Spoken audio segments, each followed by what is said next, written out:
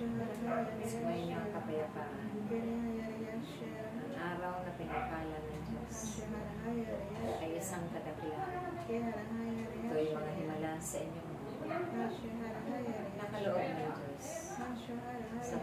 Sa bawat araw siya ay nagtatangka. Ang kanyang mga tagapag-ibig upang ganapin ang buong puso, buong pag-ibig at buong paglalakad. Lahat-lahat ng mga ipinagkatiwala tungkulin. Pinangakuan ni Diyos.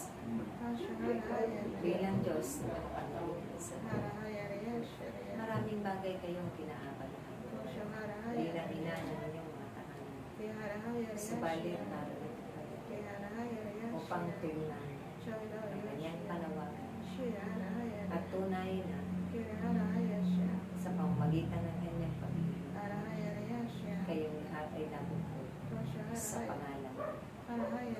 Lagi kayong titipunin ng Diyos sa bawat tiging at Diyon ang kanta na kayong lahat ay may matibay na pananalig at itiwala at pananampalataya dahil sa inyong mga paggawa. Bahagi ng kabutihan, paglilingkod ng buong katapatan.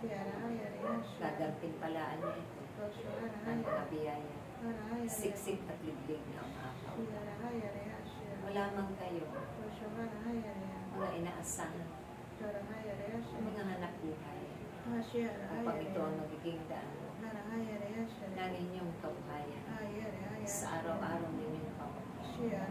Subalit sumandig lamang kayo sa kanyang pangako at patuloy ninyong pinanananan at inaasahan na darating lagi ang kanyang tulong.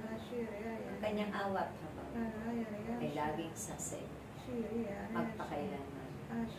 Kaya't magpatuloy lamang kayo sa paglilingkod ng buong katapatan, buong pag-ibig, dahil kayo ay tunay na mga mag-aani ng Diyos sa kanyang kabasan.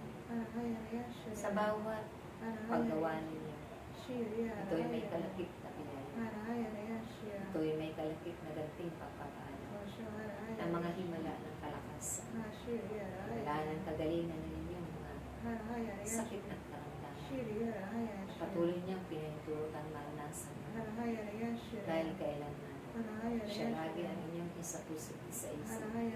Ang paghahari niya ay hindi mawawaglit magpakailanman. Magkaisa lagi kayo sa pananalangin upang ang kaligtasan ay lagi niyo, upang ang mga biyaya at grasya ay hindi masasayang. Ingatan ninyo ang mga mabubuting bagay at pahalagahan habang kayo ay nailakas pa sa pagpupuri sa Kanya, sa paglilingkod sa kapwa-tao hanggang sa buhay na wala. Amen.